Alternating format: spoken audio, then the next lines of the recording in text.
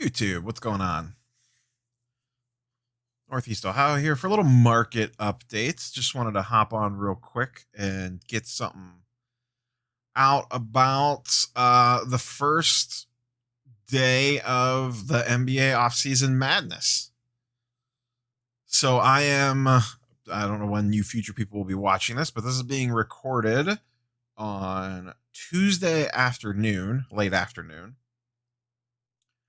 So if anything happens Tuesday night or evening, I don't know that it's happened yet. But I wanted to get in and kind of just talk about the Suns stuff and the Bucks stuff and how it has already um, impacted some of the cards for some of those players. As we talked about last week, I did the little, how the NBA offseason shenanigans could affect the card market. We're already seeing those reactions just based off the first full day of Crazy Town. So the two biggest things that happened were the Suns getting CP3 and the Bucks kind of redoing their whole roster with the Holiday and Bogdanovich acquisitions. Some under the radar stuff too that maybe a lot of people haven't caught on to yet. Before we get into the individual cards, I thought the Covington move by the Blazers was a very sneaky acquisition. That seemed like a very odd move for the Rockets. Covington was kind of a key piece, so I don't know if that leads more credence to the Harden rumors and them looking to potentially blow it up. We'll see what that ends up producing. I don't think the Covington news is going to move any card values, but it makes me like that team a little bit more. But I don't think it's a major bump to Lillard and McCollum, but it does make them a little bit scarier to deal with. That is for sure. But in the Schroeder deal to the Lakers, I don't really think that's going to have much of an impact on the card market. Dennis Schroeder doesn't have much in the way of a card market to begin with. Sure, maybe he'll get a little Lakers bump, but that's not the kind of stuff that I really feel like messing around with. So the two teams that really shook things up the most are the Suns and the Bucks, and to a lesser degree, the Thunder, just by subtracting those players out. So let's kind of dig into, we're going to basically talk about those three teams. And these are the three teams that I mentioned in that NBA transactions video that could potentially be, or the Suns and the Thunder were for sure of two teams that were going to make some noise with something to open up playing time, et cetera, et cetera. So let's get into a couple things. Whose stuff has already seen a big uptick? There's a few players. Ayton is one of the biggest ones. He's the first one we have up here. This is his PSA 10 base prism. We just talked about this card and this is just a 7-day chart, and you can see the big jump happened within the last day or two. He is up 40% on his PSA 10 prism just in the last couple days. Went from 125 to start the 7-day period and is ending at 175. And I can honestly see it continuing to go up from there. So the other player that we're going to look at from the Suns is Cam Johnson. Just his base prism raw, and this is a very affordable card. Anybody getting into the game could afford something like this. And we could see, once again, last couple days, big increase. The last 2 days as the CP3 rumors heated up and then the trade actually happened. He went from $6 at the start of the 7-day period to $11. Doesn't sound like a lot, but that's 77% increase. He almost doubled. And once again, we're only a day into this. I could see these prices continuing to rise on both these guys. But this was a very easy one that anyone could have bought into for $5 or $6 leading up to this, and now is immediately doubled basically. And when you start buying in bulk on these lower end guys, maybe you're just starting out, you buy 5 of them for $25 and now you're sitting on $50. And I think this card continues to go up before the season starts as well. How much, I don't know. But I do like Cam Johnson as one of the young trendy players. The Suns in general are going to be an extremely trendy team, at least until the season starts and we see how this stuff actually plays out on the court. Now, that's not that far from now, but They were extremely buzzy in the bubble, and they are going to carry that momentum forward. Now, the interesting thing here is Devin Booker, and I did not pull the chart for him, has seen no price increase yet. So I don't know if that's just because his stuff, both these guys are kind of relatively affordable. Booker's stuff, for a PSA 10, you're talking about $1,000. Not everybody and their sisters going out to buy that card. But I do think he probably deserves a price hike with Chris Paul on it. So there could be a little bit of lag there due to the increased price on Booker's stuff. So if you're at the higher end of the market and where you play, there very well could be a chance to get in on Booker before he sees a price increase.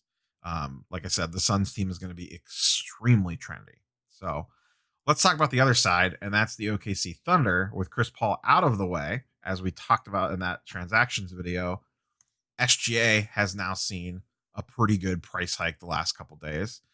He started the period off at $224 for a PSA 10 Prism, and now he is up to $325 for up $100, a 45% change, which is a big jump on a $200 and some card. We talked about this multiple times. They were going to move CP3. It's going to clear the path for SGA playing time. And now here it is, because Ricky Rubio is not taking shots away from SGA. He is a pass first point guard and a setup, and odds are he's probably just going to get moved on to the next stop at some point later on in this season. I'm a little intrigued by Kelly Oubre. I didn't pull any charts up for him.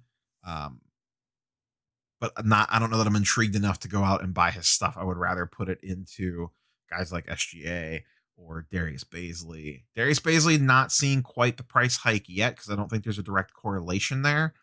But I would still recommend buying Darius Bazley as much as you could get your hands on, or as much as you feel comfortable getting your hands on. I think that's one that's going to fall under the radar. That's part of what I wanted to talk about here.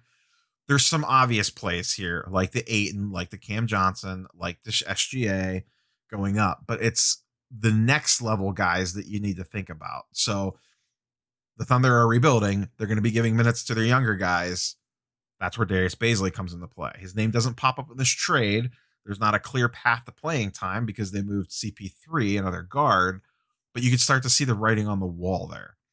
On the flip side with the Suns, we mentioned Booker not going up in value yet. The other one that is not seeing a price hike yet, or just a very little one, is Mikal Bridges.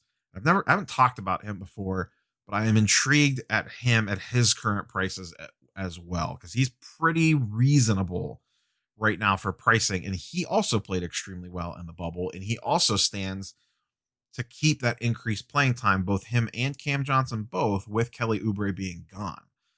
And once again, the Suns team is going to be extremely trendy. They're going to get a lot more national TV games because of CP3 and Booker and the way that they played in the bubble. And national spotlight is a good opportunity for price increases. So I would really work around the edges on the Suns guys. And then once again, with the Thunder, and then spin this forward as other transactions start to happen, look at the next level. Don't just look at the two players that swapped. Trickle it down further, because the low-hanging fruit, the easy one to pick, is the guy that immediately steps into the role.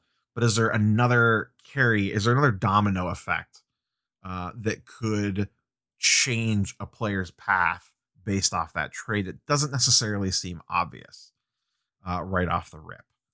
So, and then the last big one that has jumped up with all the acquisitions is Giannis stuff, except for one. There's a little bit of an opportunity here, I believe.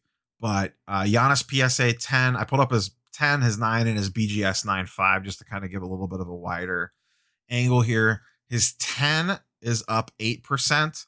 His BGS 9.5 is up 20%. And the interesting thing here, now, one has not sold for a couple days.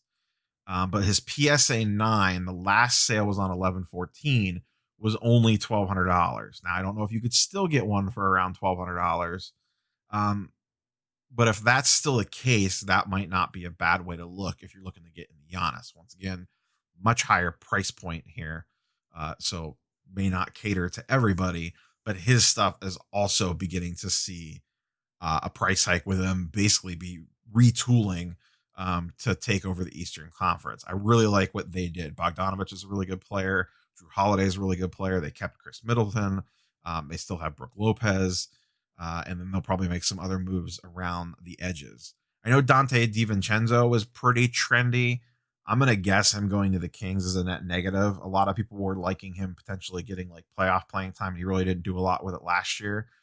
Maybe he carves out a bigger role with the Kings, but the Kings are kind of a mess. So if you were big into DiVincenzo, I don't know that this really helps him that much.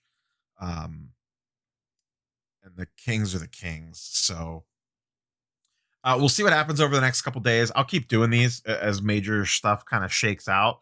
And then at the end of the week, I'll probably do, um, or maybe first of next week, we'll see. Or maybe it'll be like the weekly video on Sundays that I do. Will just be all focused on the transaction guys once we get some more data into the system regarding, um, sales and stuff like that. But if a trade happens and you like something about this, don't hesitate, jump on it and make the move, pick up some cards, whatever you're comfortable with within your budget. A few other little news and notes things that have come out that could definitely affect some card values. Uh, Porzingis is not going to be ready for the start of the season. And Jaren Jackson Jr. sounds like is not going to be ready for the start of the season. So if you're heavily invested into them, that is not good news for either one of those players. It could create buying opportunities for those players. And it also makes me a little nervous about the Dallas situation in general. Now, I'm not looking to bail on Luka or anything crazy like that. I will buy all the Luka. But with Porzingis hurt, depending on what other moves they swing, that's basically Luka's team and a bunch of role players, which is great for Luka's numbers. But the Western Conference is going to be tough this year, like really tough this year. And so's the East for that matter.